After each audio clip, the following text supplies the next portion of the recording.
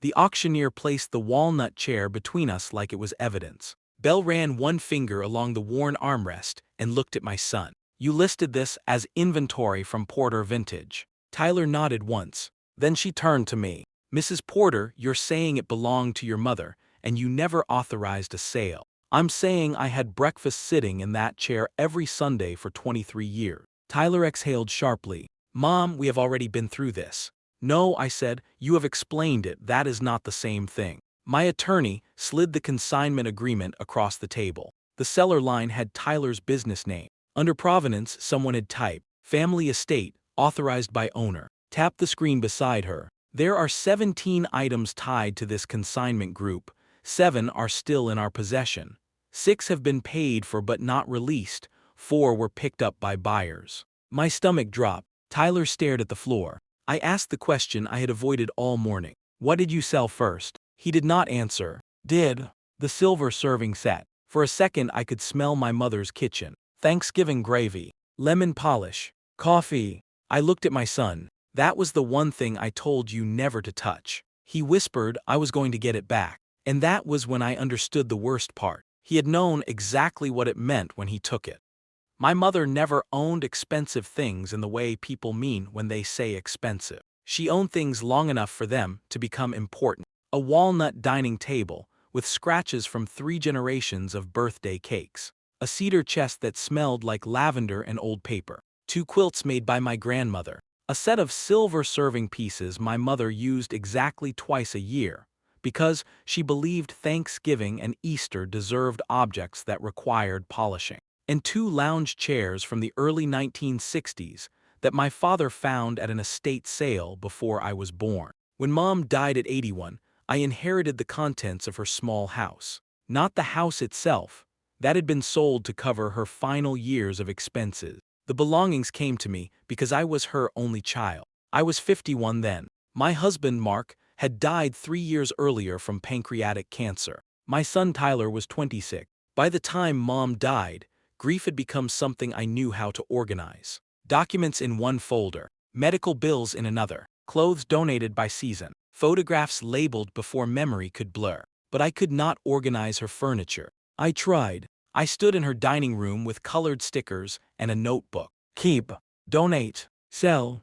Every time I reached the walnut table, I stopped. Tyler was the opposite of me. He loved old things because he could imagine their next life. He had started Porter Vintage after working for several years at a furniture consignment store. He bought estate sale pieces, repaired them, photographed them beautifully, and sold them online or through local design shops. He had an eye for value. He also had a dangerous relationship with the phrase temporary cash flow problem. At first the business did well. People were furnishing home offices. Designers wanted vintage pieces. Tyler could buy a neglected dresser for $200, spend a weekend cleaning it, and sell it for $900. I was proud of him. I helped with bookkeeping during tax season. He helped me move Mom's belongings into my house and a storage unit near the interstate. He carried the walnut table himself with a friend. He wrapped the lounge chairs in moving blankets. When he saw the silver set, he whistled. "Mom, this is worth something." "Huh?" "It is worth staying with me.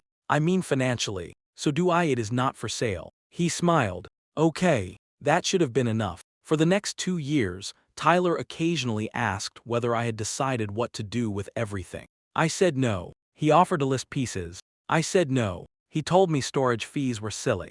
I said I knew. None of those conversations were fights. That is what makes betrayal difficult to recognize in advance. There was no dramatic warning, no threat, no moment when he said, "If you do not decide, I will decide for you." Instead, there was familiarity. Tyler had a key to my garage. He knew the storage unit code because he had helped me move boxes there. He knew which pieces might sell. He knew which pieces I cared about, and I assumed that knowing my boundaries meant he would respect them. Then his business slowed. Not all at once. A designer canceled a large order. One shipment arrived damaged. His warehouse rent increased. He told me sales were choppy. I asked whether he needed help. He said no. That answer made me proud. I thought he was finally learning to separate a difficult month from a family emergency. What I did not know was that he had already decided my belongings could solve the difference. The call came from a woman named Belle. I was at my desk, reviewing payroll corrections for summer school staff when my office phone rang. Mrs. Porter. Yes. This is Belle from and Bell Auctions. I'm sorry to bother you at work. I almost told her she had the wrong person. Then she said my mother's name. Nora Porter. I sat up. What about her? We have a lounge chair in an upcoming interior sale with a provenance note stating it came from the estate of Nora Porter. Before we published that, I wanted to confirm the family information. For a few seconds, I could not understand the sentence. What chair? Described it. Walnut frame, cream upholstery, low curved arms, a repair on the back right leg. My father had made that repair. I knew the chair before she finished. That is my chair. I'm sorry. It belonged to my mother. Now it belongs to me. There was a pause. Our consignor is Porter Vintage. My mouth went dry. My son's business. Yes. Who told you I authorized the sale? Another pause. Longer this time. Perhaps we should stop the catalog entry until ownership is clarified. I stood so quickly my chair rolled into the filing cabinet. Do not sell it. We can place a temporary hold. How did you get it? She said the piece came in with a larger consignment. How large? I would need to review the file. Please review it. I left work early. On the drive home, I called Tyler 6 times. He did not answer. The garage looked normal. The dining room did not. For almost a year, Mom's silver set had been inside the lower cabinet of a hutch. The cabinet was empty. I went to the guest room. 2 framed prints were gone. The cedar chest was still there. The quilt I kept inside it was not. That was when panic replaced confusion. I drove to the storage facility. My access code worked. Unit 214 was half empty. The walnut dining chairs were gone. A brass floor lamp, 2 side tables, a carved mirror, boxes labeled linens and mom kitchen. I stood in the center of the unit and called Tyler again. This time he answered, Hey Mom, where are Grandma's things? Silence. What things? Do not do that. He exhaled. I was going to talk to you. I laughed once but there was nothing funny in it. Why does everybody say that after they have already done something? Mom, calm down. The auction house called me. Another silence. Then his voice changed. Less casual. I can explain. You took things from my house. You were not using them. You took things from my storage unit. You said you wanted to downsize eventually. Eventually is not authorization. I thought I could move some pieces and then settle with you. Settle what? The value. I gripped the phone. You thought you could sell my mother's belongings and give me money later. It is not like that. That is exactly what you just said. He started talking fast. Warehouse rent, a tax bill, a vendor deposit, inventory that was not moving. He said he needed liquidity for 6 weeks. 6 weeks. As if grief had a loan term. How many things? I don't know exactly. You can sign them. I mean, how many? He finally said, 17. I sat down on the concrete floor of the storage unit. Bring them back. I can't bring all of them back. That was the moment I realized Skal had not caught the betrayal before it happened. She had caught it in the middle. Tyler came to my house that night. He brought Jasmine with him. I had met her many times. She was kind, funny, and almost as obsessed with old furniture as Tyler was. That evening she looked terrified. She said, I thought you knew. Tyler closed his eyes. Jasmine. No, she said, she needs to know that. I looked at her. Know what? Tyler said you asked him to start clearing things out. I turned toward my son. He stared at the floor. What exactly did you tell her? He said, I said we were helping you downsize. Wait. Jasmine spoke carefully. I helped photograph some pieces. My heart started pounding again. From my house. Most were at the warehouse by then. Tyler stepped between us, as if proximity could control the conversation. Mom, this got bigger than I planned. How does stealing 17 things get bigger than planned? Stop calling it stealing. What word do you prefer? He looked genuinely wounded. That made me angrier. I was not taking them forever. You sold them. I converted them to cash. I stared at him. That is selling. He rubbed his hands over his face. I was going to buy them back or replace them. You cannot replace my mother's quilt. It had a market value. The sentence changed something between us. Tyler heard it too. He stopped. I said go home. Mom, go home. Jasmine left first. Tyler stayed. You know I would never hurt you. You already did. He flinched. Please don't blow up my business over this. I looked at him. You used my property to support your business. I know. No, I don't think you do. He left. The next morning the family pressure began. Not because I called anyone. Because Tyler did. My sister-in-law from Mark's side texted that Tyler was under enormous pressure. A cousin said young businesses needed flexibility. Even my former mother-in-law called me. He made a mistake. I know. Then don't treat him like a criminal. I have not called the police. That sentence created a silence neither of us liked. She lowered her voice. He is your only son. I know that too. At work I made a spreadsheet. Not because I wanted to turn my mother into inventory. Because I needed facts.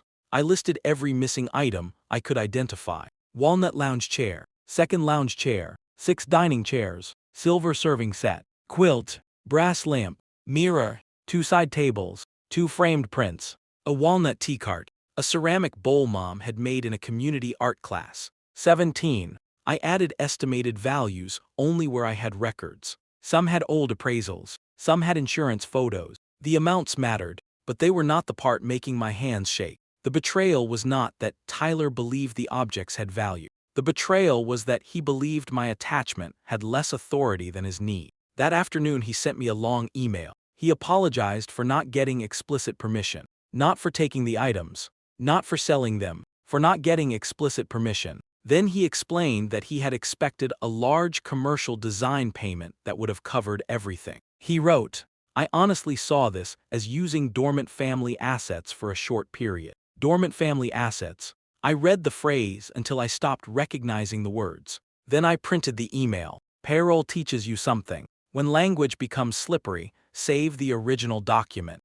I gave Tyler one chance to resolve it without a lawyer. We met at his warehouse on a Saturday morning. I had not been there in months. The place looked different. More empty wall space, fewer finished pieces, stacks of invoices on a folding table, a red final notice envelope near the computer. For the first time, I saw how bad the business had become. That did not make what he did acceptable. It did make it understandable. Those are not the same thing.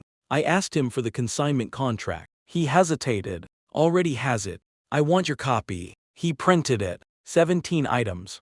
Estimated reserve values. Commission rate. Seller warranty stating Porter Vintage had authority to sell. I read that line twice. You warranted that you had authority.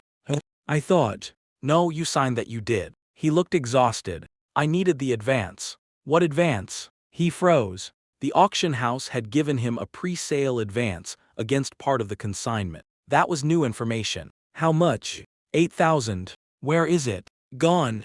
I closed my eyes. Warehouse rent, tax bill, vendor invoices. He showed me the payments. Not because they justified anything. Because he wanted me to see he had not taken a vacation or bought a car. I was trying to keep the business alive. And the silver. He looked away. Sold. Who bought it? I don't know. Auction buyer. Can it be recovered? Maybe if they cooperate.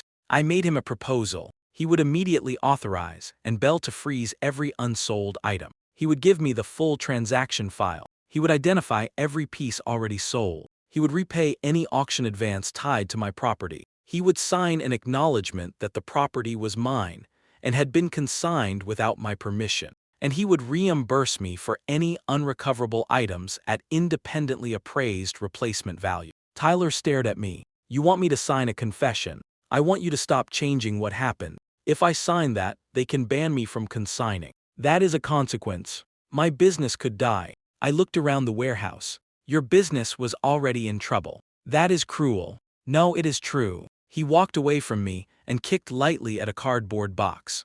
You never believed in this. I almost laughed. I lent you $5,000 when you opened. You got it back. Yes. You always got everything back. There was something bitter in his voice. I said, what does that mean? It means you have never had to risk anything. That was so wrong I could not answer immediately. I had buried my husband, buried my mother, raised Tyler alone through the worst of his 20s. Stayed in a job I did not love because health insurance mattered. But pain is not a competition. I did not list any of that. Instead I said, your risk is not permission to use my property. He shook his head. I need time. How much? 30 days. The auction is in 12. He looked at me. Then let the sale happen. I will pay you from the proceeds. There it was. Even after everything, he still believed money could retroactively create consent. I folded the contract. No. He stared. No. No sale. Mom, if you do not authorize the hold today, I will handle it another way. His face hardened. Do what you have to do. I did. Wu did not care about family mythology. That was useful. She was a civil attorney recommended by someone in the district office. I brought her the consignment contract, Tyler's email, photographs, old insurance lists, and the spreadsheet of missing items. She asked how Tyler entered my house and storage unit. Garage key and access code. Did he have permission to access them? For emergencies and helping move things. That complicates the physical access question. It does not give him ownership. She explained that our first goal was preservation. Stop any remaining transfers. Document the property. Avoid unnecessary escalation while the items were still traceable. She contacted the auction house, had already placed the questionable lots on hold. When provided documentation, and Bell froze the entire group. 6 buyers had paid but had not collected their purchases. 4 lots had already left. The auction house agreed to refund the unreleased buyers and return the unsold property once ownership was confirmed. Then came the storage records. The facility manager helped me retrieve entry logs. Tyler's code had been used 5 times over 7 weeks. I had never created a separate code for him. We had shared mine. That bothered. Can we prove who entered? Said there was camera footage. Not all of it was still retained. Enough was. Tyler's van appeared on 2 dates. On one recording, he and Jasmine loaded dining chairs and the brass lamp. Jasmine later sent me a written statement. She said Tyler told her I had approved the removal. I believed her. The auction inventory photos gave us the rest. Every missing item had been photographed at Tyler's warehouse before consignment. The timestamps were embedded in the original files. Then found the pickup sheet. Tyler had prepared an internal list before moving the items. At the top he wrote, Mom House Storage Auction Group. Under one item he wrote, Silver Sentimental Replace After Sale. I stared at those words. Said nothing. She did not need to. Replace after sale. Tyler had known the silver mattered. He had planned around my objection before I knew I needed to make one. That was more painful than if he had simply forgotten. The sold lots were traceable through the auction house. 2 buyers were local. One was in North Carolina. One buyer, Caleb, had the silver set. Contacted him. She explained there was an ownership dispute and asked whether he would voluntarily unwind the sale in exchange for a full refund and reimbursement of shipping. He agreed. I cried when told me, not because silver is magical, because I had prepared myself to never see it again. The second lounge chair was also recovered. One framed print came back. A set of 2 dining chairs did not. The buyer had already resold them through another dealer. Told me to decide what I wanted from Tyler. Do you want to pursue every object through every buyer? I want Mom's things back. Understandable, but some recovery efforts may cost more than the item. It isn't about market value. I know, that is why I am asking what outcome matters. That was the hardest part. Law can value property. It cannot price memory. I chose to pursue the identifiable high sentimental pieces and seek money for anything that could not reasonably be recovered. Drafted a demand. Tyler would owe restitution for the auction advance, fees caused by the unauthorized consignment and unrecovered property. Before she sent it, she asked whether I wanted to include the paragraph requesting a secured agreement. What would secure it? Business inventory, possibly his delivery van depending on existing liens. I thought about Tyler calling my mother's belongings dormant assets. Then I said yes. If his business had borrowed from my property, his business could carry the repayment obligation. The plan was not to destroy Porter Vintage. It was to stop Porter Vintage from being protected by me. That distinction mattered. Sent the demand on Monday. Tyler called Tuesday morning. I let it go to voicemail. He called again. Then Jasmine texted, He is scared, please talk to him. I replied, he can talk to about the agreement. He can talk to me about being my son. That boundary felt unnatural. Maybe because I had never used one that cleanly before. Tyler came to my porch that evening. I did not invite him inside. Are you really putting a claim on my business? I am asking you to secure what you owe. You know the van is how I pick up inventory. Then make the payments. He rubbed his forehead. How am I supposed to do that if the auction house freezes my consignor account? I did not ask them to freeze your whole account. They might. That is between you and them. He stared at me. You sound like payroll. I almost smiled. Payroll has rules for a reason. This is family. That did not stop you from using a contract when you sold my things. He looked away. That landed. We negotiated through for 3 weeks. And Belle returned 10 of the 17 items directly to me. 3 sold items were voluntarily returned by buyers after refunds. 2 more could not be recovered. 1 had been resold. 1 buyer declined to unwind the purchase and was outside Virginia. The silver came home. I polished it the same night, even though it did not need polishing. I think I wanted to prove it was physically real. Tyler repaid the auction advance from a small business line his bank had already approved for other purposes. That created debt for him. I did not feel guilty. The remaining restitution included auction fees, shipping, legal costs related to recovery, and the appraised value of unrecovered pieces. Proposed monthly payments over 2 years. Tyler countered with 3. We settled on 30 months with the option to prepay. His delivery van was already financed, so the security agreement attached to eligible business inventory and future sale proceeds above an agreed threshold. It was less dramatic than a lawsuit. More useful too. There was another term I insisted on. No key, no storage code, no access to my house when I was not home. Tyler hated that more than the money. You don't trust me. No. He looked stunned. I had never said it that plainly. I'm your son. I know. So that's it. No, that is the beginning. Of what?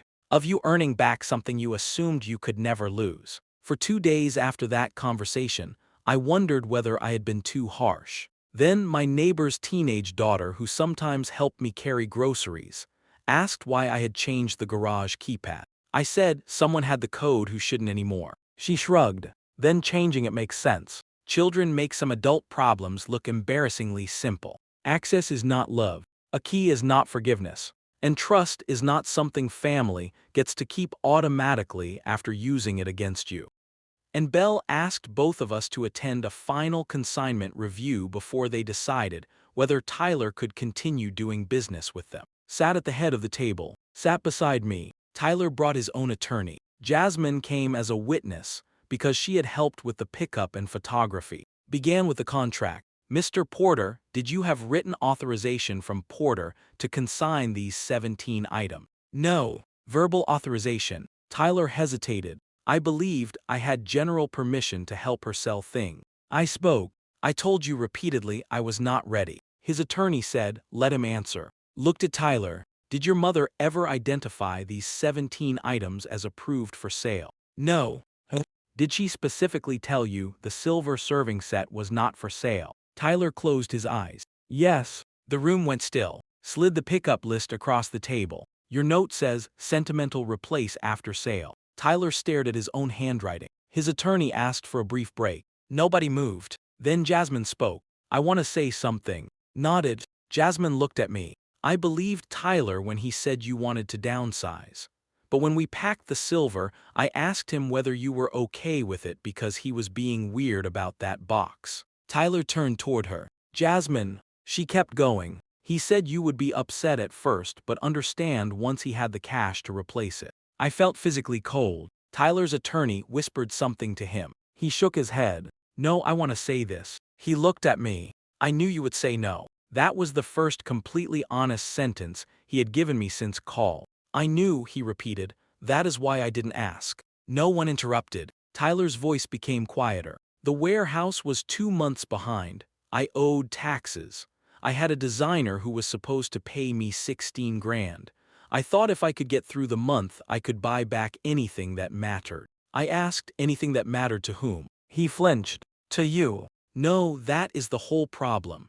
You decided what mattered after you converted it into a price. He nodded slowly. I know. Then made her decision. And Belle would terminate Tyler's seller privileges for 12 months. After that, he could apply again, but only under stricter documentation requirements. Tyler looked devastated. The auction house had been one of his best sales channels. I waited for the guilt. It came. Then I let it pass. I had not asked to punish him. She was protecting her business. That consequence belonged to the contract he signed. After the meeting, Tyler followed me into the parking lot. I might have to close. I know. You're okay with that? No. He looked confused. I don't want your business to fail. But you won't help.